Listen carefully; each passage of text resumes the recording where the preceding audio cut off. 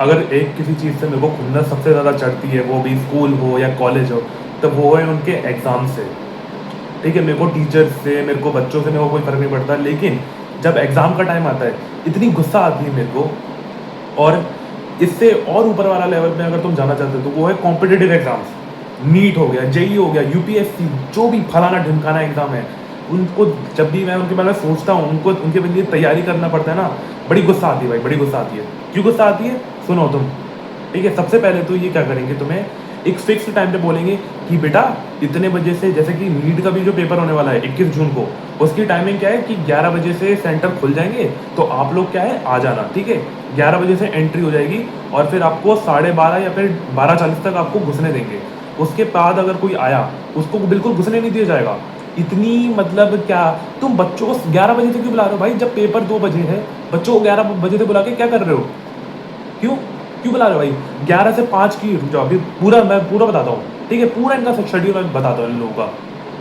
ठीक है, तो फिर क्या होता है, 11 से 12:40 के बीच में शायद एंट्री टाइमिंग है। करेक्ट, मेरे को करेक्ट कर देना अगर मैंने गलत बोल रहा हूँ, लेकिन 11 से 12:40 के बीच में शायद तुम्हें मिनिमम 1 घंटा 40 मिनट या फिर 2 घंटा तुम्हें एंट्री के लिए मिलेंगे। फिर उसके बाद क्या होता है, तुम जाओगे, इनको पर्चा वर्चा दिखाओगे कि, और फिर ये देखेंगे, ये नल्ले देख रहे हैं कि तुम्हारी शक्ल जो है एडमिट कार्ड में फोटो जो लगी है उससे मिल रही है, लेकिन बोलेंगे आधार कार्ड लाओ, दिखाओ आधार कार्ड, डेट ऑफ बर्थ क्या है तुम्हारी, तुम्हारा नाम क्या है। भाई क्यों पूछ रहे हो भाई डेट ऑफ बर्थ? उसमें लिखी तो है, मैं कौन सा, जब शक्ल भाई साहब आधार कार्ड में तुमने, आधार कार्ड में तुमने मेरी शक्ल देख ली है, तुमने एडमिट कार्ड में मेरी शक्ल देख ली है, तुमने लाइव मेरी शक्ल देख ली है, तो फिर मेरे से मेरी डेट ऑफ बर्थ क्यों पूछ रहे हो? डेट ऑफ बर्थ क्या है भाई बताओ अपनी। अरे मैं क्या डोपलगैंगर हूँ क्या मैं अपना? इतनी गुस्सा आती भाई। तो चलो ये सब तामझाम होके फिर तुम घुसते हो। ठीक है, और फिर एग्ज़ाम स्टार्ट होता है। एग्ज़ाम से पहले तुम्हें क्या करेंगे, बुकलेट देते हैं, नीट वालों को बुकलेट देते हैं। हमारा तो जो जे मैं हम जैसे जेई वालों का तो सीबीटी मोड में था, अगले साल से नीट वालों का भी सीबीटी मोड में होगा, तो उन लोगों को भी कंप्यूटर में उनको कुछ इंस्ट्रक्शंस फिल करनी होती हैं कि are you agreeing for this this this. ठीक है, तो ये लोग जो है पेपर हम लोग स्टार्ट भी नहीं कर सकते, बोलते हैं सारे सभी बच्चों का वो हो जाएगा, सभी पहले अटेंडेंस लगाएंगे, फिर अपनी वो अंगूठा छापेंगे। अंगूठा छापे के छापते हैं क्या, मेरे को पता नहीं है, मैं भूल चुका हूँ, पिछले साल दिया था ना। और फिर बोलेंगे यहाँ पे लाइन लगाओ, अरे नहीं नहीं वहाँ पे नहीं यार, वहाँ पे लाइन लगाओ ना। फिर एक टीचर को दिखाओ, वहाँ पे जो एक बैठा रहता बंदा उसको दिखाओ, या फिर बंदी बैठी रहती है उसको दिखाओ। फिर दूसरे को दिखाओ जाके कि हाँ उसने सही से चेक करा है कि नहीं करा है। फिर उसके बाद तुम्हें वो अपनी सीट बोलेंगे, बेटा तू इससे वाली सीट पे जाके बैठेगा, बेटी तू इस वाली सीट पे जाके बैठेगी। ठीक है, फिर बैठने का कार्यक्रम हो जाता है। और साले तब तक एग्ज़ाम शुरू नहीं करते तब तक जब तक ये सभी लोग आ नहीं आते हैं, और करेक्ट टाइम पे शुरू करेंगे, जो कि तुम बोलोगे डिसिप्लिन फॉलो कर रहे हैं मेरे भाई। अरे तो भाई ठीक है, अभी आगे सुनो। ठीक है, जब एग्ज़ाम हो रहा होता है, मूतने तुम्हें जाना है। ठीक है, मूतने तुम्हें जाना है, उसके लिए क्या करेंगे, बेटा कहाँ किधर, पहले तो तुमसे सवाल जवाब करेंगे, बेटा कहाँ किधर। पहले तुम एक टीचर से पूछोगे, फिर एक टीचर जो टीचर होगा ना वहाँ पे खड़ा होगा, वो जाके दूसरे टीचर को बोलेगा, अरे मैडम सर इसको वो आ रही है, वॉशरूम आ रही है, इसको जाने दे क्या। उससे पूछ रहा है भाई साहब, भाई बच्चे की निकल जाएगी वहीं पे, उनको उसकी कोई चिंता नहीं है। वो पूछ रहे इसको जाने दे क्या। अगर उसने बोला अरे नहीं नहीं अभी जाने नहीं देंगे, भाई बच्चे की तो भाई साहब वहीं पे निकल जाएगी, ऐसी तैसी उसकी। तो फिर मान लो तुम्हें जाने देते हैं, उसके बाद तुम वापस आते हो, दोबारा से हमारी चेकिंग करेंगे, बेटा कोई फर्रे वर्रे तो नहीं है तेरी जेब में, कहीं कोई तेरा दोस्त बैठा होगा, तुम दोनों ने सही इस टाइमिंग पे प्लान बनाई होगी, 2:30 बजे तू मेरे को मिलेगा, 2:30 बजे तू मेरे को मिलेगा। ठीक है, हम दोनों वॉशरूम में होंगे, अदला बदली कर लेंगे, फर्रों की बस खत्म बात। इतनी नौटंकी है भाई, इतनी नौटंकी है। उसके बाद फिर क्या होता है, तुम आओगे, दोबारा से तुम्हारी चेकिंग होगी। ठीक है, फिर तुम बैठ जाओगे। अब फिर मान लो तुम्हारा एग्जाम हो भी जाता है, ठीक है, तुमने जो 3 घंटे का पेपर था तुमने वो 2.5 घंटे के अंदर निपटा दिया है, या फिर 2 घंटे के अंदर निपटा दिया है, या फिर उससे भी वर्स्ट केस लेके चलते हैं कि तुम्हें घंटा कुछ नहीं आता है। तो पेपर तुम्हारा जो तुम एक्चुअल में आज पेपर देने आए हो ना, वो तुम्हारा फर्स्ट मॉक टेस्ट है। तुमने अपने पेपर को तुम ऐसा मॉक टेस्ट देने आए हो, जो कि मैंने भी करा था अपने जेई के सेकेंड अटैम्प्ट में, मतलब सेकंड अटैम्प्ट में, मतलब अप्रैल अटैम्प्ट। और मैंने सिर्फ एक ही बार मैंने जेई का पेपर दिया है, एक जनवरी में और एक अप्रैल में। दोबारा से मैंने ड्रॉप मैंने कुछ नहीं लिया है, तो I am not a dropper. मैं अभी कॉलेज के फर्स्ट ईयर में हूँ, खत्म मेरा होने वाला है फर्स्ट ईयर। तो मैं क्या बोल रहा था, मैं भूल गया। हाँ, तुम्हारा एग्ज़ाम हो भी जाता है, तो अगर तुम्हारा एग्ज़ाम हो भी गया, फिर उसके बाद तुम्हें तब तक बैठा के रखेंगे, बोलेंगे बेटा तू जाएगा नहीं, तब तक नहीं जाएगा जब तक पूरा एग्ज़ाम हो नहीं जाता। अरे सर मेरे भाई, सर मैडम अंकल आंटी, आप जो भी हो, अभी तो आप लोग यहाँ पे इंस्टीट्यूट में तो आप लोग सर मैडम हो, जब बाहर निकल जाओगे तब तो मेरे लिए आप अंकल आंटी बन जाओगे ना, तो मैं अंकल आंटी में बोलता हूँ। अरे अंकल आंटी, जब मेरा एग्जाम हो चुका है, मेरे को कुछ आ ही नहीं रहा है, तो मैं क्या करूँ, यहाँ पे बैठ के क्या करूँ, दूसरों की शक्ल देखूँ, अरे यार वो अच्छा लग रहा है, अरे इस भाई के बाल तो कुछ अलग से लग रहे हैं, अरे इस भाई की, अरे क्या चेहरा है भाई, कालू है भाई, ये तो कालू, कुछ भी मतलब अलग ही। ये तो मैं ऐसा कुछ नहीं बोलता हूँ, वो तो ऐसा एग्जांपल दे रहा हूँ मैं किसी को काला गोरा, मैं रेसिज्म के मैं बिल्कुल सख्त खिलाफ हूँ।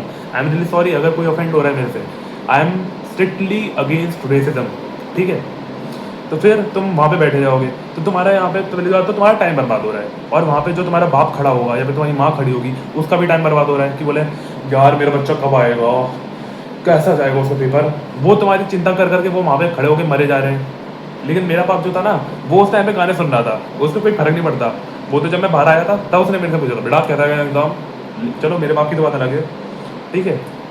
उसके बाद फिर जब तुम्हारा पेपर हो जाएगा, ये नल्ले क्या करेंगे, सभी को एक साथ निकालेंगे, बोलेंगे चलो जाओ सब लोग एक एक करके, और सबसे पहले क्या करेंगे, गर्ल्स फर्स्ट, जो कि होना भी चाहिए। गर्ल्स को नहीं निकालेंगे, ये लोग क्या करेंगे, लड़कों को एक लाइन अलग, लड़कियों की एक लाइन अलग। अरे भाई पहले लड़कियों को जाने दो भाई, मेरे लड़कियों को जाने दो। अब बोलोगे भाई साहब तू तो फेमिनिस्ट का वो बन रहा है क्या, नहीं भाई मैं फेमिनिस्ट नहीं बन रहा हूँ, मैं बस बोल रहा हूँ लड़की को पहले जाने दो, क्योंकि जितने मैंने अभी तक पेपर दिए, मैंने जेई दिया है, सीयूटी दिया है, तो मैंने उसमें देखा लड़कियां बहुत ज़्यादा कम होती हैं, बहुत कम होती हैं। लड़के भाई साहब भर भर के होते हैं। मैंने जिस क्लास में मैं बैठा हूँ उसकी मैं बात कर रहा हूँ। तो तुम क्या करो भाई साहब, 2-4 लड़कियाँ हैं उनको निकाल दो, मतलब क्लास के बाहर जाने दो उनको, और फिर जो बचे हुए लड़के हैं उनको जाने दो भाई। इस बहाने भाई साहब लड़कों की आपस में बातचीत हो जाएगी, भाई तेरा कैसा गया।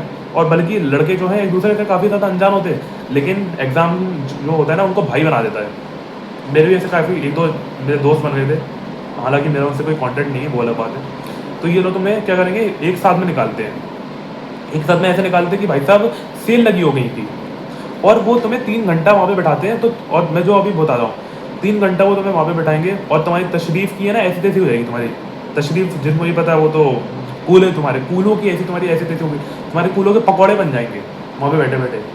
और अगर तुम्हें मेरी तरह दर्द होता है, टेल बोन पेन है या फिर बैक पेन है, तो तुम्हारी भाई साहब भगवान ही भाई तुम्हारा मालिक है भाई, भगवान तुम्हारी रक्षा करे, ठीक है, लेकिन शुरुआत मुझसे करे।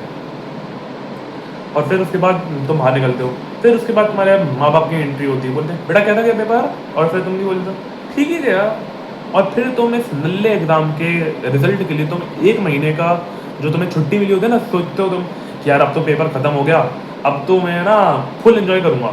असली में कोई इन्जॉय नहीं कर पाता भाई, कोई नहीं। तुम जो देखते हो ना यूट्यूब पे इन लोगों को जो पेपर का अपना रिव्यू देते हैं, भाई वो लोग तो कैमरा के सामने ऐसे बनते हैं। रील और रियल लाइफ में बहुत अंतर होता है। रियल लाइफ में वो लोग क्या करेंगे, भाई मैं तो अब है ना फुल मजे करूँगा, अब तो मैं स्किल्स सीखूंगा, अब तो मैं स्विमिंग जाऊँगा, अब तो मैं भाई साहब गिटार बजाऊँगा।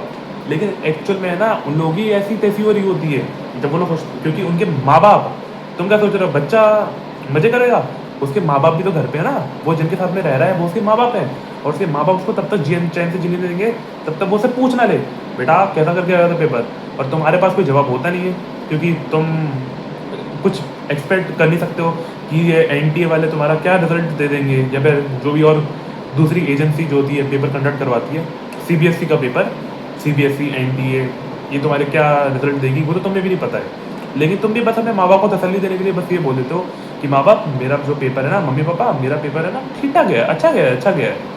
लेकिन एक्चुअल में अच्छा नहीं गया होता है। कुछ लोगों का जो बहुत ज़्यादा कॉन्फिडेंट होते हैं वो बोलते हैं अरे मम्मी यार काश थोड़ा सा और टाइम मिल जाता ना, मैं कर देता, 1-2 सवाल और रह गए। वो लोग उस 1-2 सवाल के लिए रोते हैं, और मेरे जैसे लोग भाई साहब वो बस बोलते हैं हाँ ठीक है मम्मी पापा ठीक गया। और फिर हम लोग इस रिजल्ट के चक्कर में अपनी पूरी जो फ्री का टाइम मिला होता है हमें वो हम लोग गवा देते हैं। तो इन दी एंड निष्कर्ष ये निकलता है कि ये जो एग्ज़ाम्स होते हैं 1 नंबर के वाहियात होते हैं, टट्टी होते हैं, ठीक है, गोबर होते हैं। इसको मैं गाय के गोबर से भी कंपेयर नहीं करूँगा, क्योंकि गाय का गोबर कम से कम यूज़फुल तो होता है। काऊ डंग वो गैस बनाने के काम में आता है। अब मेरे को याद नहीं आ रहा कौन सी गैस, क्लास 10th या फिर 9th में मैंने साइंस में पढ़ा था, ईवीएस इसको बोलते थे हमारे टाइम पे, उसमें मैंने पढ़ा था, अभी मेरे को याद नहीं आ रही। गोबर गैस, गोबर गैस, ठीक है, फ्यूल व्यूल के काम में आता है शायद, ठीक है।